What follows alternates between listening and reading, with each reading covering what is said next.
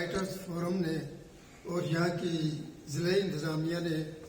اس تعزیتی reference کا اہتمام کیا، اس پر ہم بہت ہی ممنون ہیں۔ حلقہ اربابزو کی طرف سے میں تہ دل سے شکریہ ادا کرتا ہوں۔ تشکر کے کلمات ہمارے صدر صاحب خود آپ کے سامنے پیش کریں گے، تو میں چند الفاظ تعزیت کے حوالے سے کہ موت اس کی ہے کرے جس کا زمانہ افسوس، موت اس کی ہے کرے جس کا زمانہ افسوس، یوں تو دنیا میں سبھی آتے ہیں مرنے کے لیے۔ تو میرے نزدیک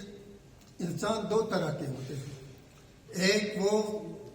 جو مرنے کے لیے جیتے ہیں اور دوسرے وہ جو جینے کے لیے مرتے ہیں۔ تو میرے خیال میں میرے نزدیک آج جمشید دکھی صاحب کا جو ریفرنس یہاں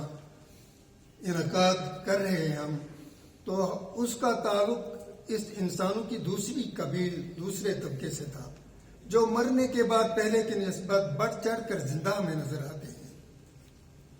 اس بارے میں تو بہت ساری باتیں ہوئی ہیں، میں چند باتیں آپ کے سامنے کروں گا۔ جمشید خان دکھی یوں تو ایک فرد کا نام ہے، لیکن ان کے چاہنے والوں کو بخوبی علم ہے کہ وہ اپنی ذات میں ایک انجمن اور محبت و شفقت کے مہکتے گلابوں سے بھرا ہوا ایک گلستان تھے۔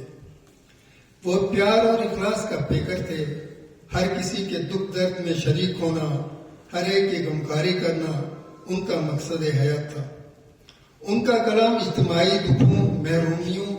اور باہمی محبتوں کے فروغ کا انظار ہے۔ ان کے اشعار پند و نصیحت سے لبریز، دین اور مادر وطن سے محبت کی اپنی مثالات ہیں۔ میں یہاں ایک قطعہ ان کا آپ کی خدمت میں پیش کروں گا۔ وہ کہتے ہیں کہ یہ نہ مغرب میں ہے، یہ نہ مغرب میں ہے اور نہ چین میں ہے، یہ نہ مغرب میں اور نہ چین میں ہے، کامیابی خدا کے دین میں ہے، جو خرابی ہے میرے ہم وطنوں وہ مقام میں نہیں مکین میں ہے۔ تو یہ ایک بہت بڑی بات کہہ گئے ہیں وہ، اگر اس کو ہم سمجھیں تو ہم اپنی اصلاح کر سکتے ہیں۔ اس طرح کے بہت سارے اشعار ہیں ان کے، یہاں چونکہ وقت کی تنگ دامانی آڑے آ رہی ہے، اس لیے میں اپنی چند منظوم باتیں آپ کے سامنے کروں گا کہ بانٹے گا کون مہر کے حالے تمہارے بعد، بانٹے گا کون مہر کے حالے تمہارے بعد، بے نور ہو گئے ہیں اجالے تمہارے بعد، تم تھے تو اہل درد کی دنیا میں رنگ تھے، تم تھے تو اہل درد کی دنیا میں رنگ تھے، مرہم طلب ہے دل کے سب چھالے تمہارے بعد۔ اور یہ اس قطعے کے بعد چند لائنیں اور ہیں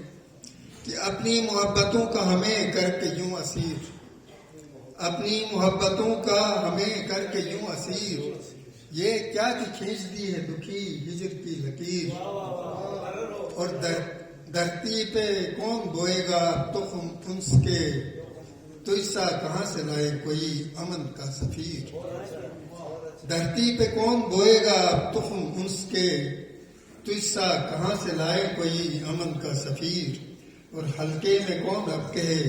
سرکار آئیے، یہ ان کا لفظ تھا کہ کلام کوئی بھی آتا تھا تو سرکار آئیے کہتے تھے، تو حلقے میں کون اب کہے سرکار آئیے، ڈھونڈیں گے اب کہاں سے کوئی تجھ سے دستگیر، اور ہر دل میں احترام تھا تیرے شعور کا، ہر ایک کو تجھ سے پیار تھا کم سن جواں کی پیر، اور گردن کسی کے آگے تیری خم نہ ہو سکی، گردن کسی کے آگے تیری خم نہ ہو سکی، تو ترجمان قوم تھا جمشید باضمیر، اور اوروں کے درد میں رہا ہر آن تو دکھی، یاور ہر ایک کا تھا تو ہر ایک کا نصیر۔ اور آخری شعر یہ دعائیہ شعر ہے کہ ہے یہ دعا کہ قبر تیری باغ خلد ہو، ہے یہ دعا کہ قبر تیری باغ خلد ہو، شافع تیرا رسول ہو حامی رب قدیر، شافع تیرا رسول ہو حامی رب قدیر۔ تو ان کے لیے میں شیخ سعدی شیرازی کا ایک شعر، وہ کہتے ہیں کہ بعد از وفات تربت ماں در زمیں مجو، بعد از وفات تربت ماں در زمیں مجو، در سینہائے مردم عارف مزار ماں. تو جمشید ایک ایسی شخصیت ہے جو ہمیشہ ہمارے دلوں کے اندر بسیں گے، زندہ رہیں گے. تو اس کے ساتھ میں آپ سے اجازت چاہوں گا. بہت بہت شکریہ.